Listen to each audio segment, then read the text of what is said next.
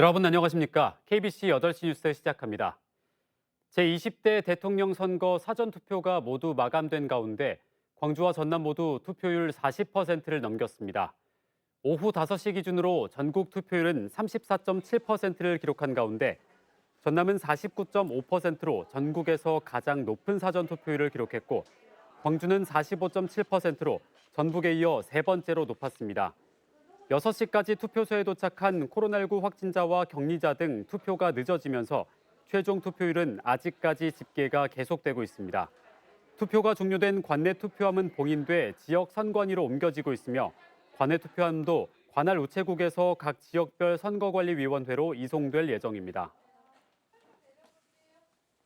심상정 정의당 대선 후보가 광주를 찾아 제3정당에 힘을 실어달라고 호소했습니다. 심 후보는 오늘 오전 광주 무등산을 찾은 뒤 5.18 묘역을 참배하고 수단과 방법을 가리지 않고 나만 옳다는 양당 정치를 극복하고 청년과 여성, 비정규직과 소수자들이 제 목소리를 낼 수 있도록 소신 투표를 해달라고 호소했습니다. 또 이재명과 윤석열 후보 모두 통합 정치를 말하고 있지만 큰 당이 선거 때 이기려고 작은 소수 정당의 세력들을 발밑에 끌어안치는 것이 통합 정치가 될 수 없다고 비판했습니다. 김재현 진보당 대선 후보가 노동의 가치를 빛낼 새 세상을 열겠다며 지지를 호소했습니다. 어제부터 광주 전남에서 집중 유세를 벌이고 있는 김재현 후보는 오늘 광주시 의회와 무등산, 충장로 등을 찾아 불평등한 세상을 근본부터 뒤집고 일하는 사람들의 노동의 가치를 빛낼 수 있는 새로운 세상을 열어내겠다고 약속했습니다. 또 불평등 분단 체제를 뛰어넘어 새로운 100년을 책임질 진보 정치 세력을 광주 시민들이 키워달라고 말했습니다. 사전투표 둘째 날에도 광주 전남 곳곳에서 지지를 호소하는 여야 정당들의 선거운동이 이어졌습니다. 더불어민주당은 동구 동명동과 광산구 수원지구 등에서 사전투표 참여와 이재명 후보 지지를 호소하는 한편 5인 1조로 자전거를 활용한 유세를 펼쳐 눈길을 끌었습니다.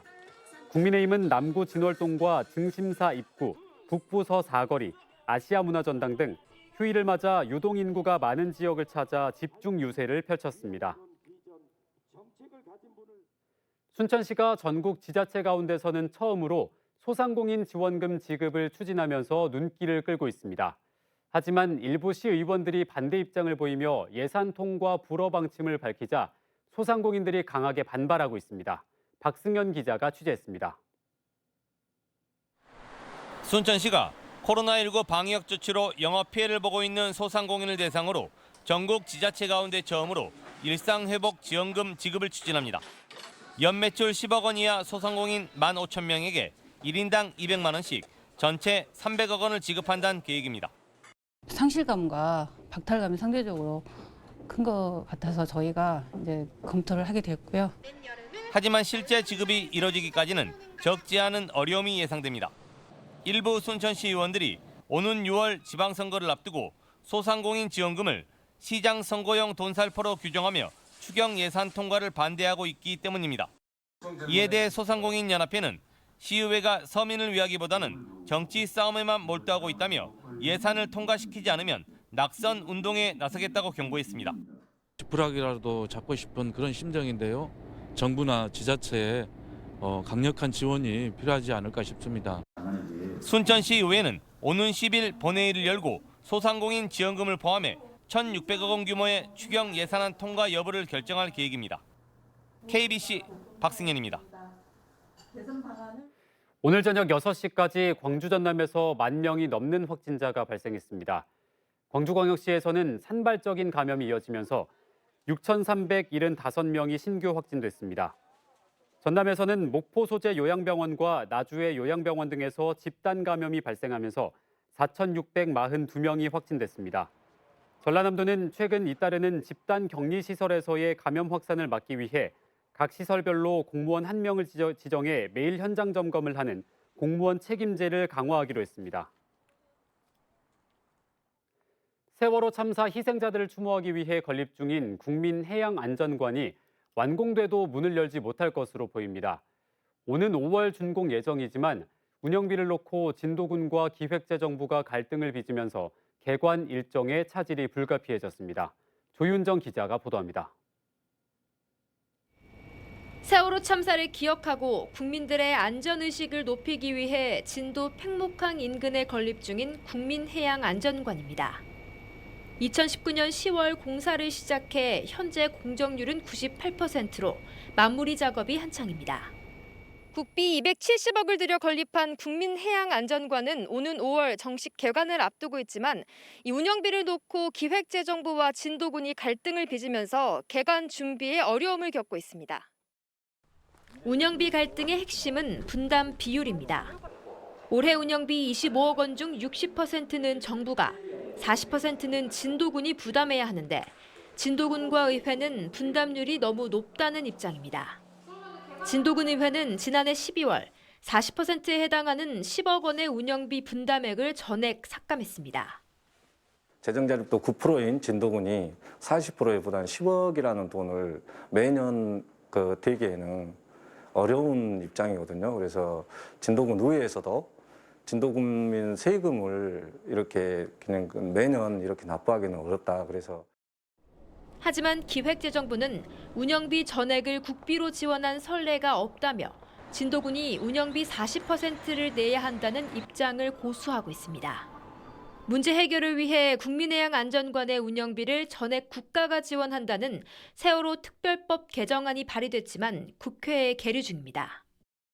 세월호 피해 지원법에 근거해 가지고 설립된 인천에 있는 그 세월호 일반 희생자 추모관이 국비로 운영되고 있습니다. 이런 걸 감안하면 특히 재정 자립도가 열악한 진도군에다가 운영비를 부담시키는 것은 형평성에도 어긋나는 것이죠.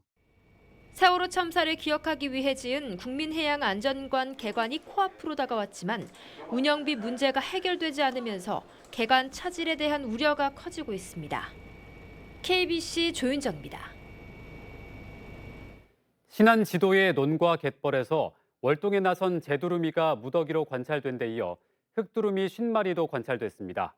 모두 국제보호종이자 천연기념물로 지정된 종으로 한꺼번에 많은 개체수가 신안에서 관찰된 건 이례적인 일입니다. 정지용 기자가 보도합니다. 제두루미 가족이 갯벌에서 먹이 활동을 하고 있습니다. 다 큰 개체 사이로 몸집이 작은 어린 개체도 보입니다. 지난해 12월 중순 제두루미 16마리가 신안 지도에서 관찰됐습니다. 천연기념물 203호로 월동을 위해 찾은 것으로 보입니다. 잘 관리해와서 거기에 이제 생물 다양성이 풍부하다 보니까 결국 이동 시기에 먹이를 찾아서 우리 신안 지역을 온 걸로 생각합니다. 지난 1월 말에는 흑두루미 52마리도 무더기로 관찰됐습니다. 일본에서 겨울을 보내고 서식지로 북상하다 휴식을 위해 잠시 머무른 것으로 보입니다. 천연기념물 228호로 지정 보호되고 있는데 이렇게 많은 개체 수가 한꺼번에 관찰된 건 매우 이례적입니다. 저희들이 모니터했을 때 갯벌 지역에서 어린 개체 한두 마리 이 정도만 항상 보였었는데 올해처럼 이렇게 52마리라는 대규모 무리고는 처음입니다. 제두루미와 흑두루미 모두 세계적으로 멸종 위기를 맞은 국제보호종입니다. 신안 갯벌은 뛰어난 생태 환경으로 먹이 공급이 충분해 향후 철새 서식지로 자리 잡을 가능성이 높다는 분석입니다. KBC 정주영입니다.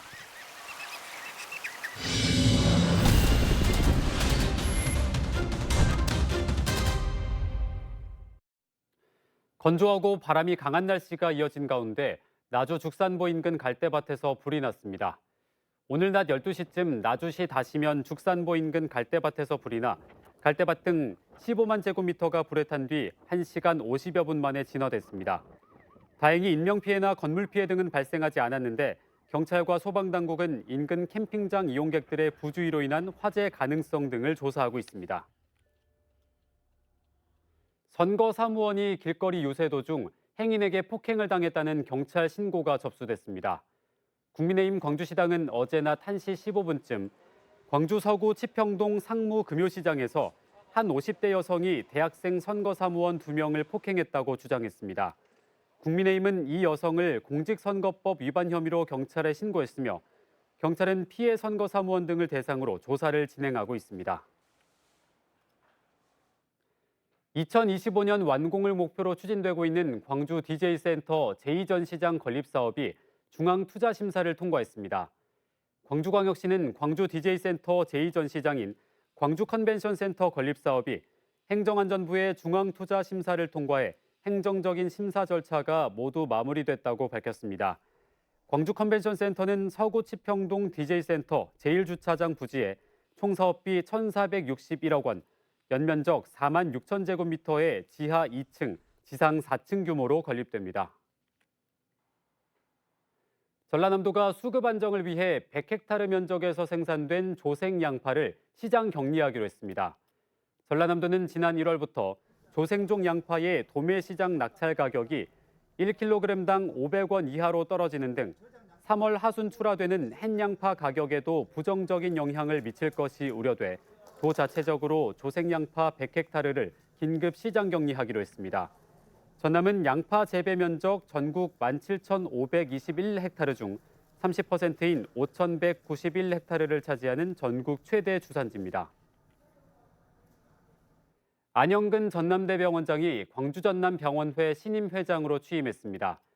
광주전남병원회는 어제 전남대병원 의생명연구지원센터에서 임시총회를 열고 안영근 전남대병원장을 신임 회장으로 추대했습니다.